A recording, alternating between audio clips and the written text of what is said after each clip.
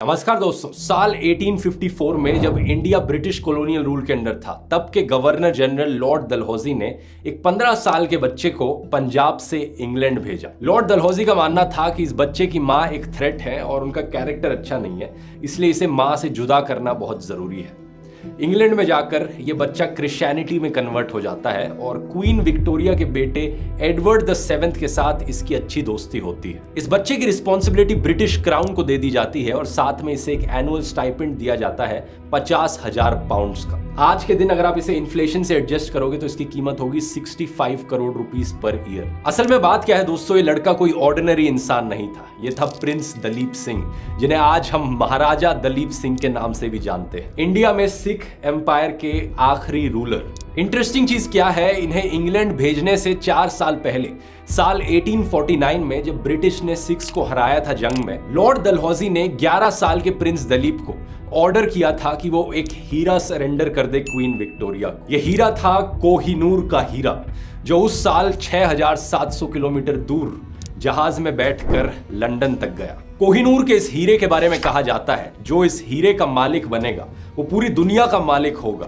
लेकिन सारी दुनिया के दुर्भाग्य भी उसी के हाथ लगेंगे। एक तरीके का सुपरस्टिशन है जिसे द कर्स ऑफ कोहिनूर भी कहा जाता है। क्योंकि बात क्या है दोस्तों, इतिहास में जिस जिस आदमी के हाथ ये कोहिनूर लगा है, उनकी जिंदगियां खून खराबे, वायलेंस और धोखे से भरी हुई रही। ये डायमंड दुनिया के इतिहास में सबसे इनफेमस डायमंड रहा है। आज के इस वीडियो में आइए जानते हैं दोस्तों ये दिलचस्प कहानी कोहिनूर की। कोहिनूर हीरा इस समय टावर ऑफ लंदन के जेवेल हाउस में कई सालों से रखा हुआ है, लेकिन इसकी ब्रिटेन से वापसी की मांग समय समय पर उठती रही है। कोहिनूर हीरा जो अंग्रेजों की गुलामी के दिनों में भारत से ब्रिटेन पहुंच गया और महारानी के राज मुकुट की शान बन गया। I saw the Kohinoor. First eyewitness description of it. I saw the Kohinoor. It was attached to the head of a peacock on top of the peacock throne. काफी सारी थ्योरीज हैं इसको लेकर दोस्तों कि कोहिनूर का ओरिजिन कहां हुआ था, पहली बार कहां ये पाया गया था। ईस्ट इंडिया कंपनी में काम करने वाले एक सिविल सर्वेंट थे, थियो मैटकैफे। उन्होंने अपनी रिपोर्ट में लिखा था कि ट्रेडिशन के अकॉर्डिंग इस डायमंड को एक्सट्रैक्ट किया गया था कृष्णा के लाइफ टाइम के दौरान, लेकिन हिस्टोरियंस के अकॉर्डिंग सबसे ज्यादा एक्सेप्टेड व्यू यही है कि ये हीरा एक्चुअली में कोलूर माइंस में मिला था, गोलकोंडा के रीजन में। इसे कोलार माइनिंग एरिया से कंफ्यूज मत कीजिए, जिसे केजीएफ फिल्म में पॉपुलराइज किया गया था। गोलकोंडा के डायमंड्स एक्चुअली में कृष्णा नदी के बैंक्स पर पाए जाते हैं, coastal Andhra Pradesh. 18th century में ये एरिया दुनिया का इकलौता एरिया था जहां पर डायमंड्स पाए जाते थे। अंटिल 1725 में ब्राजील में भी डायमंड माइंस को डिस्कवर किया गया। अब ये चीज क्लियर नहीं है कि इस कोहिनूर हीरे को पहले किसने ढूंढा, कैसे ढूंढा, लेकिन आमतौर पर जो जेमस्टोन्स होते हैं ये सूखी नदियों के बेड्स पर पाए जाते हैं। और हिस्टोरिकली एग्जैक्टली हम ये भी नहीं जानते कि इसे एग्जैक्टली कब डिस्कवर किया गया था। बेस्ट एस्टिमेट जो हिस्टोरियंस ने लगाया है वो ये है कि ये ईयर 1100 और 1300 के बीच में पाया गया था। ऐसा माना जाता है कि कोहिनूर का सबसे पहला मेंशन एक हिंदू टेक्स्ट में किया गया था साल 1306 में। प्रॉब्लम बस ये है कि उस टेक्स्ट का नाम किसी को नहीं पता और ना तो कोई ये जानता है कि वो किसने लिखा था। पहला रिटन रिकॉर्ड जब कोहिनूर का मेंशन किया गया है वो है 1526 में। पहले मुगल बादशाह जहीरुद्दीन बाबर जब इंडिया आए थे साल 1526 में, तो उन्होंने अपने बाबर नामा में ये लिखा था कि एक ऐसा हीरा है जिसकी कीमत आधे दुनिया का डेली एक्सपेंस है। ऐसा माना जाता है कि इन्होंने एक कोहिनूर हीरा एज अ प्राइज जीता जब इन्होंने एक जंग जीती। तो दूसरी बार कोहिनूर का मेंशन किया जाता है शाहजहां के द्वारा साल 1628 में, जब वो अपने फेमस पीकॉक थ्रोन को कमीशन करते हैं। इस थ्रोन को बनने में 7 साल लगे थे और ये ताजमहल से 4 गुना ज्यादा कॉस्टली था। इस थ्रोन को बनाने में काफी प्रेशियस स्टोन्स और जेम्स का इस्तेमाल किया जाता है, लेकिन सबसे ज्यादा कीमती जो जेम्स थे उनमें से एक था कोहिनूर डायमंड और दूसरा था रेड कलर्ड टिमूर रूबी। एक इंटरेस्टिंग फैक्ट यहाँ पर, मुगलों के लिए कोहिनूर एक्चुअली में सबसे कीमती पत्थर नहीं था। मुगल टिमूर रूबी को प्रेफर करते थे, वो उनके लिए सबसे ज्यादा वैल्यूएबल स्टोन था, क्योंकि मुगलों को ये ब्राइटली कलर्ड स्टोन्स ज्यादा पसंद आते थे जो रंग बिरंगे होते थे। दूसरी तरफ हिंदू और सिख राजा जो थे वो डायमंड्स को ज्यादा प्रेफर करते थे, एक पर्सनल प्रेफरेंस यहाँ पर कह सकते हो। लेकिन इसके बावजूद भी कोहिनूर को पीकॉक थ्रोन में काफी बड़ी जगह दी गई, पीकॉक की आंख पर लगाया गया। पर अभी तक इस हीरे का नाम वैसे कोहिनूर नहीं पड़ा था। करीब 100 सालों बाद मुगलों के अंडर दिल्ली एक्चुअली में one of the wealthiest cities बन चुकी थी दुनिया की। 2 मिलियन लोग रहते थे यहाँ पर, जो कि लंदन और पेरिस को कंबाइन भी कर लो उससे भी ज्यादा पॉपुलेशन थी। लेकिन इस पॉइंट ऑफ टाइम तक मुगल एम्पायर कमजोर पड़ चुका था। दिल्ली में मौजूद इतनी दौलत को देखकर पर्शिया के नादिर शाह आकर्षित होते हैं। साल 1739 में नादिर शाह दिल्ली पर इन्वेजन करते हैं और मोहम्मद शाह को डिफीट कर देते हैं। मोहम्मद शाह 15th मुगल एम्पायर थे, ग्रेट ग्रैंडसन थे औरंगजेब। नादिर शाह दिल्ली छोड़कर भागता है बहुत सारा खजाना लेकर अपने साथ। 700 हाथियां, 4000 ऊंट और 12000 घोड़ों की जरूरत पड़ी थी इतने खजाने को कैरी करने के लिए। इस सारे खजाने में कोहिनूर का हीरा भी होता है। यहाँ पर एक कॉमन बिलीफ है कि नादिर शाह को टिप मिलती है मुगल एम्पायर में काम करने वाले एक ऑफिशियल से कि मोहम्मद शाह ने कोहिनूर हीरे को अपने टर्बन में छुपा कर रखा था। एक पुराना वॉर कस्टम था टर्बन्स एक्सचेंज करने का, तो जब नादिर शाह प्रपोज करते हैं कि यहाँ पर टर्बन्स को इधर से उधर एक्सचेंज किया जाए, तब वो कोहिनूर का हीरा जमीन पर गिरता है और रोशनी में इतनी तेज चमकता है कि नादिर शाह के मुंह से निकलते हैं शब्द कोहिनूर। इन शब्दों का मतलब होता है माउंटेन ऑफ लाइट, रोशनी की एक पहाड़ी, और ऐसे इस डायमंड का नाम पड़ता है। लेकिन नादिर शाह के जो फाइनेंशियल ऑफिसर थे उस वक्त, उन्होंने एक किताब लिखी थी तारीख आलम आरा ए नादिरी। इस किताब में जो लिखा गया है उससे हमें एक रिटन रिकॉर्ड मिलता है कि कोहिनूर एक्चुअली में पीकॉक थ्रोन के सिर पर ही लगा हुआ था। नादिर शाह ने इस पीकॉक थ्रोन को ले लिया अपने पास और जो टीमूर रूबी थी और कोहिनूर हीरा था उसे आर्म बैंड पर पहन लिया,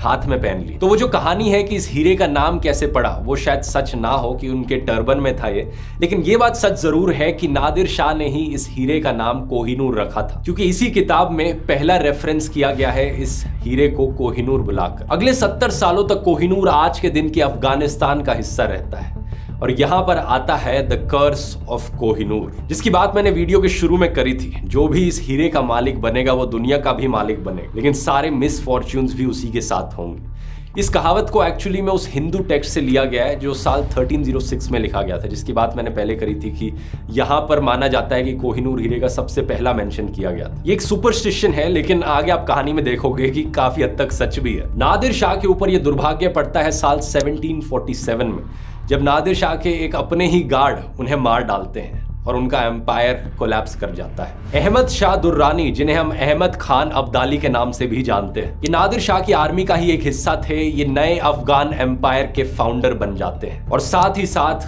कोहिनूर हीरे के नए मालिक भी। विलियम डैलरिम्पल और अनीता आनंद की किताब बताती है हमें कि नादिर शाह के जो ग्रैंड सन थे शाहरुख शाह, उनके सर पर मोल्टन लेड डाला गया था, ठीक उसी तरीके से जैसे गेम ऑफ थ्रोन्स में भी किया गया था, बस ये पता करने के लिए कि कोहिनूर एक्चुअली में कहां पर था। अब इसे कोहिनूर का काला जादू कहो या कुछ और, लेकिन दुर्रानी एम्पायर में भी काफी इनफाइटिंग देखने को मिलती है। अहमद के बेटे तैमूर तो ढंग से चला लेते हैं एम्पायर को, लेकिन उसके बाद जो अहमद के पोते थे वो एक दूसरे के साथ लड़ते हैं गद्दी के लिए। तैमूर का बेटा और जो तीसरा रूलर था इस एम्पायर का, जामन शाह दुर्रानी, उसे गर्म नीडल से अंधा किया जाता है। उसका भाई जो 5वां रूलर था शुजा शाह दुर्रानी, उसकी वाइफ वाफा बेगम ने कहा था अगर एक ताकतवर आदमी 4 पत्थर को 4 दिशाओं में फेंके, नॉर्थ, साउथ, ईस्ट और वेस्ट में, और 5वें पत्थर को ऊपर हवा में फेंके, इन 5 पत्थरों के बीच में जो जगह है उस सारी जगह को आप सोने से भी भर दोगे तो भी उस सोने की कीमत कोहिनूर की कीमत जितनी नहीं होगी। शुजा शाह दुर्रानी कोहिनूर को अपनी ब्रेसलेट में पहन के रखता था। साल 1809 में इसे डीथ्रोन कर दिया गया, लेकिन ये इस कोहिनूर हीरे को लेकर भाग गया लाहौर और वहां पर ये रेफ्यूज लेता है महाराजा रणजीत सिंह के अंडर। रणजीत सिंह जी फाउंडर थे सिख एम्पायर के और दुर्रानी को बचाने के रिटर्न में उन्होंने कोहिनूर हीरा डिमांड किया और कुछ इस तरीके से कोहिनूर हीरा चला गया सिख एम्पायर के पास साल 1813 में। रणजीत सिंह के लिए भी कोहिनूर की सिंबॉलिक इंपॉर्टेंस बहुत थी। जो जमीन दुर्रानी डायनेस्टी ने कब्जाई थी वो इन्होंने वापस जीत ली। इन्हें द लायन ऑफ लाहौर या फिर शेर पंजाब नाम से भी जाना जाता था और ये कोहिनूर को अपनी बाइसेप पर लेकर घूमते थे, बाइसेप के अराउंड बांधकर। कुछ सालों बाद ईस्ट इंडिया कंपनी की पकड़ मजबूत होती जा रही थी इंडिया पर। जब ब्रिटिश को पता चला रणजीत सिंह जी के देहांत के बारे में साल 1839 में, उन्हें यह भी पता चला कि उनका प्लान था कि ये इस हीरे को कुछ हिंदू प्रीस्ट्स को दे देंगे। उस वक्त के जो ब्रिटिश अखबार थे वो बहुत गुस्सा हो गए इस चीज को देखकर। एक अखबार ने उस वक्त लिखा था the richest, the most costly gem in the known world has been committed to the trust of a profane, idolatrous and mercenary priesthood. British हुकूमत ने ईस्ट इंडिया कंपनी को कहा कि इस कोहिनूर हीरे पर नजर रखें, ट्रैक करते रहें कि ये कहां से कहां जा रहा है और कब इसे अपने हाथ लिया जा सकता है। ब्रिटिश को करीब एक दशक इंतजार करना पड़ा। जब रंजीत सिंह का देहांत हुआ था 1839 में, उसके बाद पंजाबी थ्रोन एक्चुअली में 4 अलग अलग रूलर्स के ओवर पास ऑन किया गया 4 सालों में। 1843 तक आते आते सिर्फ 2 लोग बचे थे, एक रंजीत सिंह की वाइफ रानी जिंदन और दूसरा एक 5 साल का छोटा बच्चा प्रिंस दलीप सिंह। फाइनली 1849 में जब second Anglo Sikh war complete हुई, तब ईस्ट इंडिया कंपनी ने पंजाब एम्पायर का रूल खत्म कर दिया और तब तक दलीप सिंह करीब 10 साल के हो चुके थे। EIC ने उनसे एक ट्रीटी ऑफ लाहौर साइन करवाई। इस ट्रीटी में इस डॉक्यूमेंट पर लिखा गया था कि कोहिनूर हीरा ईस्ट इंडिया कंपनी को हैंडओवर कर दिया जाए। पंजाब उस वक्त आखिरी बड़ी स्टेट बची थी जिसे ब्रिटिश ने कॉन्कर नहीं किया था, तो ये जंग जीतने के बाद ईस्ट इंडिया कंपनी कोई भी मौका नहीं छोड़ना चाहती थी कि यहाँ पर सिख एम्पायर दोबारा उभर कर आ सके। इसी रीजन से इन्होंने जिंदन को जेल में डाल दिया और जो इकलौता दूसरा मेंबर था फैमिली का, उसे जहाज में बिठा के लंदन भेज दिया और क्रिश्चियनिटी में कन्वर्ट करा दिया। इसी चीज की बात मैंने वीडियो के शुरू में करी थी। दलीप सिंह जब सिर्फ 15 साल के थे, साल 1854 में उन्हें लंदन भेज दिया गया। जुलाई 1854 में जब दलीप सिंह की बकिंगम पैलेस में एक पेंटिंग बन रही होती है, तब क्वीन विक्टोरिया उन्हें मौका देती है कोहिनूर को दोबारा से देखने का। वो इसे हाथ में पकड़ते हैं और कहा जाता है कि इनके मुंह से जो शब्द निकले थे वो ये थे, "It is to me, ma'am, the greatest pleasure to have the opportunity as a loyal subject of myself tendering to my sovereign, the Kohinoor." Dalip Singh अपनी जिंदगी के आखिरी कुछ सालों में जाकर इंग्लैंड के खिलाफ रेबेल जरूर करते हैं, कोशिश करते हैं इंडिया जाने की, लेकिन ब्रिटिश उन्हें रोक देते हैं। जर्मन से मदद इकट्ठी करने की कोशिश करते हैं, लेकिन अनफॉर्चुनेटली अनसक्सेसफुल रहते हैं। कहा जाता है बहुत ही निराशाजनक तरीके से उनका देहांत होता है 55 साल की उम्र पर पेरिस में, जब उनकी लिविंग कंडीशंस बहुत खराब हो गई थी, वो पॉवर्टी में थे। दूसरी तरफ कोहिनूर बन जाता है क्वीन विक्टोरिया की एक स्पेशल पोजेशन। इंटरेस्टिंग चीज ये है कि वो जो कहावत थी कोहिनूर के बारे में कि जो भी आदमी इसका मालिक बनेगा, उस कहावत में ये भी कहा गया था कि ओनली अ गॉड और a woman can wear it with impunity. सिर्फ कोई भगवान या कोई औरत ही कोहिनूर को पहन सकते हैं बिना किसी खराब कॉन्सिक्वेंस के। साल 1851 में जब लंदन के हाइड पार्क में एक बड़ा एग्जीबिशन हुआ था, ब्रिटिश जनता को मौका मिला था कोहिनूर को अपनी आंखों से देखने का, लेकिन जनता का रिएक्शन बड़ा अनएक्सपेक्टेड था। लोगों ने कहा कि ये क्या है, इस इतने से पत्थर के पीछे लोग पागल हुए पड़े। लोगों को यकीन नहीं हुआ कि ये वही कोहिनूर हीरा है जिसके पीछे लोगों ने एक दूसरे को मार डाला था। यहाँ उनकी आंखों के सामने ये सिर्फ एक ग्लास का पीस जैसा लग रहा है, ऐसा लग रहा है सिर्फ कोई आम कांच का टुकड़ा हो। ये चीज द टाइम्स अखबार ने लिखी थी जून 1851 में। जनता के इस डिसअपॉइंटिंग रिएक्शन को देखकर क्वीन विक्टोरिया के जो हस्बैंड थे प्रिंस एल्बर्ट, वो कोहिनूर की दोबारा से रीकटिंग और पॉलिशिंग करवाते हैं साल 1852 में, ताकि कोहिनूर से लाइट और अच्छे तरीके से रिफ्रैक्ट हो और चमकने लगे। ये चाह रहे थे कि लोग इसे देखकर और ज्यादा आकर्षित हों इससे, लेकिन इस प्रोसेस की वजह से कोहिनूर ने अपना 40% वजन लूज कर दिया। 186 कैरेट्स का था ये पहले, और दोबारा से पॉलिश करवाने के बाद, कटिंग करवाने के बाद ये सिर्फ 105.6 कैरेट्स का रह गया। आज के दिन कोहिनूर हीरे के जो डायमेंशंस हैं वो है 3.6 सेंटीमीटर्स बाय 3.2 बाय 1.3 सेंटीमीटर्स। तो मतलब एक मुर्गी का अंडा जितना बड़ा होता है उतना ही बड़ा कोहिनूर है। अपनी कहानी में आगे बढ़ते हुए, जब ब्रिटिश के हाथ कोहिनूर लगा तो इन्हें भी बड़ा डर था द कर्स ऑफ कोहिनूर से। तो आने वाले टाइम में जितनी भी ब्रिटिश रॉयल फैमिलीज थी, उन्होंने डिसाइड किया कि ये कोहिनूर का मालिक हम किसी आदमी को नहीं बनाएंगे, हमारे जो भी राजा महाराजा होंगे उनकी पत्नी को हम मालिक बनाएंगे कोहिनूर का। तो इसी तरह से आने वाले सालों में जब जब ब्रिटिश थ्रोन को पास ऑन किया जाता, कोहिनूर हमेशा राजा महाराजा की पत्नी के पास जाता। इवेंचुअली ये क्राउन जूल्स का एक पार्ट बन गया। पहले क्वीन अलेक्जेंड्रा के क्राउन में गया ये, उसके बाद क्वीन मैरी के क्राउन में गया, और फाइनली फिर साल 1937 में ये उस क्राउन में गया जिसे आज के दिन जो क्वीन है इंग्लैंड की, उनकी मदर ने पहना था। क्वीन की मदर का फ्यूनरल हुआ साल 2002 में, और तब आखिरी बार पब्लिकली हमें ये क्राउन देखने को मिला। आज के दिन ये क्राउन और ये कोहिनूर दोनों आपको मिलेंगे टावर ऑफ लंदन के अंदर, जो वाटरलू बैरिक्स है उसके अंदर एक जूल हाउस है, वहां पर इन्हें रखा गया है। तो देखा जाए पिछले 800 सालों में ब्रिटिश मोनार्की सबसे लंबे समय के लिए कोहिनूर की मालिक रही है। 173 ईयर्स इनके पास रहा कोहिनूर। वैसे कोहिनूर की कहानी अगर आप और भी डिटेल में जानना चाहते हैं तो कुकू एफएम पर ये वाली ऑडियो बुक मैं आपको रेकमेंड करूंगा, जरूर जाकर सुनिए। कुकू एफएम को नहीं जानते, एक बढ़िया ऑडियो लर्निंग का प्लेटफॉर्म है जहां पर ढेर सारी ऐसी नॉलेजेबल ऑडियो बुक्स आपको सुनने को मिलेंगी। आमतौर पर इसकी कॉस्ट होती है 399 रुपीज पर ईयर, लेकिन अगर आप कूपन कोड ध्रुव50 इस्तेमाल करेंगे आपको 50% ऑफ मिलेगा, यानी आपके लिए साल भर की कॉस्ट इनकी पूरी लाइब्रेरी को एक्सेस करने के लिए पड़ेगी सिर्फ 199 रुपीज। लिंक नीचे डिस्क्रिप्शन में मिल जाएगा, जाकर चेकआउट कर सकते हैं। सकते हैं। अब टॉपिक पर वापस आते हैं। आज के दिन बहुत से इंडियंस कोहिनूर को लेकर इमोशनल फील करते हैं। शशि थरूर की ये 2015 वाली ऑक्सफोर्ड यूनियन स्पीच काफी फेमस हुई थी। India's share of the world economy when Britain arrived on its shores was 23%. By the time the British left, it was down to below 4%. India was already Britain's biggest cash cow, the world's biggest purchaser of British goods and exports. प्रधानमंत्री मोदी ने भी काफी press किया था इनकी arguments को। इन्होंने बताया कि इंडिया ने कितनी इकोनॉमिक प्रोस्पेरिटी और पोटेंशियल लूज करी ब्रिटिश कॉलोनियलिज्म के हाथों, और कोहिनूर इसी ब्रिटिश कॉलोनियलिज्म का एक सिंबल है। सवाल ये उठता है कि क्या कोहिनूर हीरे को ब्रिटिश ने इंडिया से चुराया है या फिर ये एक तोहफा था जो डील कंप्लीट करने के लिए वैसे भी देना ही था। शशि थरूर की 2015 वाली स्पीच के एक साल बाद 2016 में सुप्रीम कोर्ट में एक पेटिशन फाइल करी गई थी एक एनजीओ के द्वारा। उस पेटिशन ने कहा कि सरकार को इस कोहिनूर हीरे को वापस लाना चाहिए, डिमांड करनी चाहिए इंडियन गवर्नमेंट को ब्रिटिश गवर्नमेंट से कि ये हीरा वापस करे। लेकिन रंजीत कुमार जो सरकार को रिप्रेजेंट कर रहे थे कोर्ट में, उन्होंने कहा कि ये हीरा एक्चुअली में लाहौर ट्रीटी का एक हिस्सा था, इसे ना तो चुराया गया है ना ही जबरदस्ती लिया गया है, और वापस लेने की इसे कोशिश करना बेकार है। बाद में आर्कियोलॉजिकल सर्वे ऑफ इंडिया ने सरकार की तरफ से कहा कि हम पूरी कोशिश करेंगे कोहिनूर को वापस लाने की फ्रेंडली तरीकों से। ये कहा गया कि मिस्टर कुमार ने जो कहा था वो एक्चुअली में सरकार के व्यूज को रिप्रेजेंट नहीं करता। लेकिन लीगली देखा जाए तो कोई ग्राउंड्स यहां पर मौजूद नहीं है कोहिनूर को वापस लाने के इंडिया में। इकलौता लीगल रूट यहां पर जो मौजूद है वो है 1970 का UNESCO convention on the means of prohibiting and preventing the illicit import, export and transfer of ownership of cultural property. जो कल्चरल हेरिटेज एक देश का किसी दूसरे देश में गया है इलीगली, गलत तरीकों से। लेकिन इस कन्वेंशन के साथ दो प्रॉब्लम्स हैं। पहली प्रॉब्लम तो यह है कि इसे रेट्रोस्पेक्टिवली अप्लाई नहीं किया जा सकता। साल 1970 के पहले जो हुआ है उसे वापस देना जरूरी नहीं है। दूसरी चीज है कि कल्चरल हेरिटेज क्या है।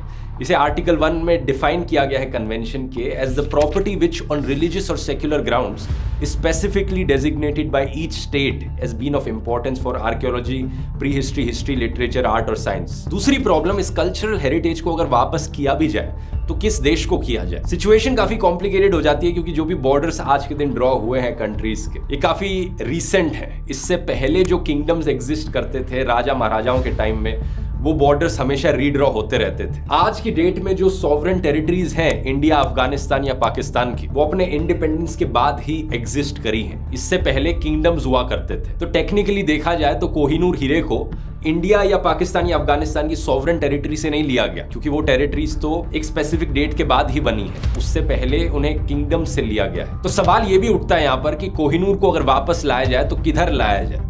अफगानिस्तान में तालिबान के स्पोक्स पर्सन ने साल 2000 में कहा था कि वो कोहिनूर को वापस चाहते हैं अपने देश में। साल 2016 में पाकिस्तान में लाहौर हाई कोर्ट में भी पिटीशन फाइल करी गई थी कि ब्रिटिश ने इस हीरे को चुराया है आज के दिन के पाकिस्तान से, क्योंकि सिख एम्पायर की जो कैपिटल थी वो लाहौर में थी। एंथ्रोपोलॉजिस्ट रिचर्ड करिन का कहना है कि लॉजिकली देखा जाए तो ये कोहिनूर हीरा कई देशों को वापस दिया जा सकता है। अफगानिस्तान, पाकिस्तान, इंडिया और इवन ईरान भी राइटफुली क्लेम कर सकता है इस हीरे की ओनरशिप, क्योंकि उस जमाने में एक दूसरे से लूटना बड़ी आम चीज हुआ करती थी। लेकिन उस जमाने में इनमें से कोई भी देश एग्जिस्ट नहीं करता था, हालांकि जियोग्राफिकली इनके रीजन्स एग्जिस्ट करते थे।